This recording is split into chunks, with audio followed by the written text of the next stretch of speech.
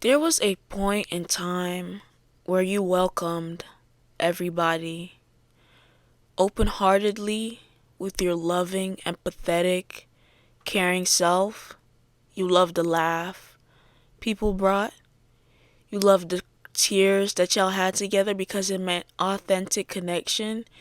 You loved the memories that people offered in your times of need or times of not need, even if that other person did need you. You loved the connection. And during this period of your life, you were rather naive to how a lot of people function. See, a lot of people operate in projection, they operate in manipulation, not because they are inherently evil, but because they are scared to face themselves.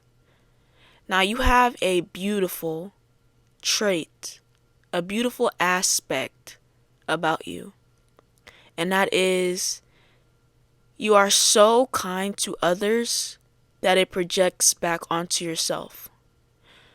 What I mean by this is because you seek to understand others, you seek to understand yourself.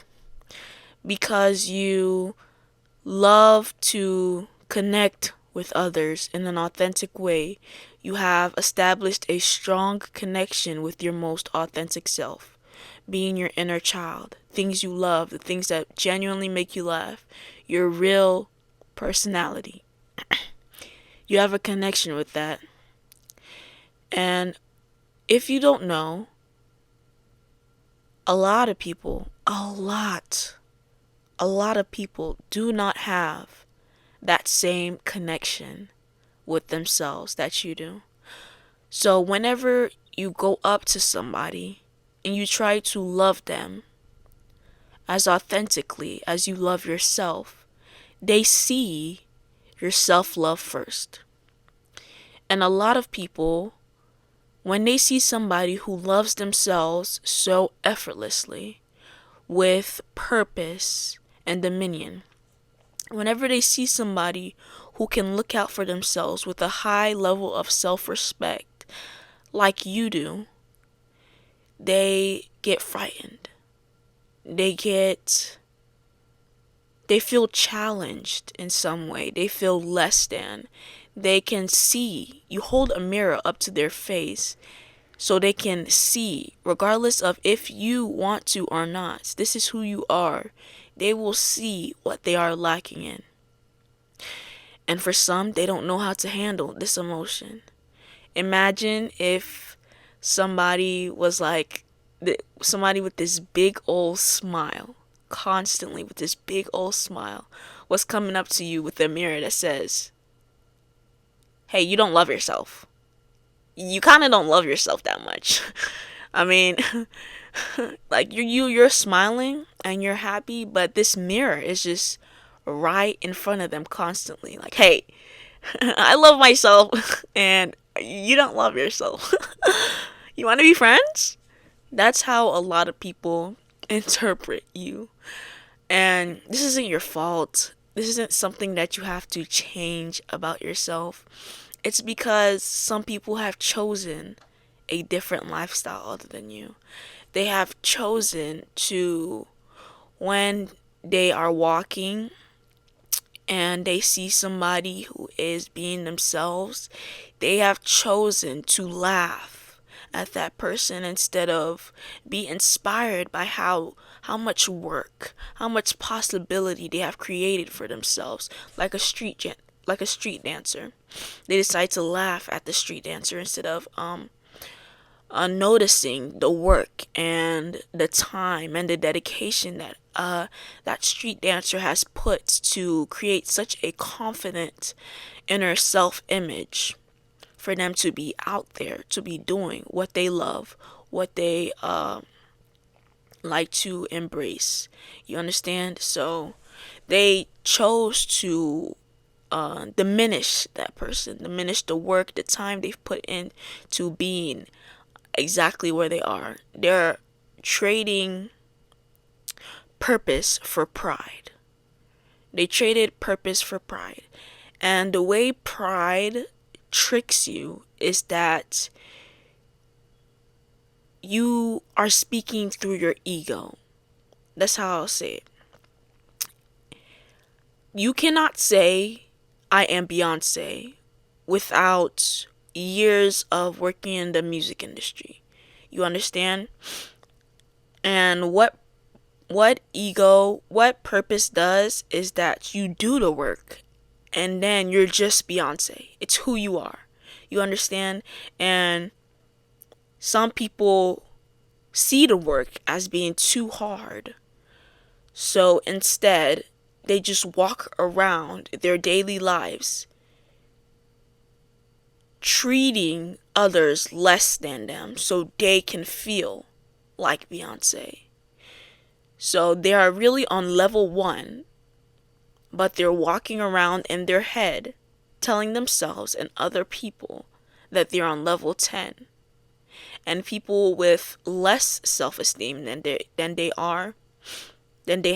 surround themselves with. So those people can keep holding them up to that degree. So they can create this fake, what was that show called? The Freeman Show, where that guy is in like this whole fake world and there's cameras everywhere. They create a fake reality, a small inner circle of where they can hold themselves up to that level and other people around them can. So these group of flying monkeys is what they're called, and the head, they walk up to street dancers with purpose, with authenticity, with that inner connection that I was talking about that you have. They walk up to these people and they get their inner boost, their inner delight from diminishing them, because they will do anything to run away from the reality, run away to their fake reality that they are really on level 1. And it's not that level 10 is impossible for them. It's that they just don't want to do the work. So, because they don't want to do the work, and you are this happy-go-lucky, this truly loving, even though you're not deemed a good person. Like every time you see a homeless person, you don't strip right there and then to give them your everything. You haven't donated to at least 10 Make-A-Wish kids in the last week, you know? Even though you might not be deemed as heaven on earth of a human being embodied, you have this inner authenticity to understand, grow. When you feel that you have wronged somebody, you try to make it right, or you at least acknowledge, take accountability for what you've done so you can do better in a different situation, a different aspect. And during your naive days, you might have allowed these people around your circle, because they put on a good fake face to get around people like you, to maybe suck your authenticity, to drain you of that light that makes you shine so bright, so you can become like the flying monkeys with the low self-esteem, with the no little to none interconnection with their authentic self. They aim to do that in their weaponizing eras. I don't know. So in your naive state, you might have surrounded yourself with these people, and it's okay. You did not know better.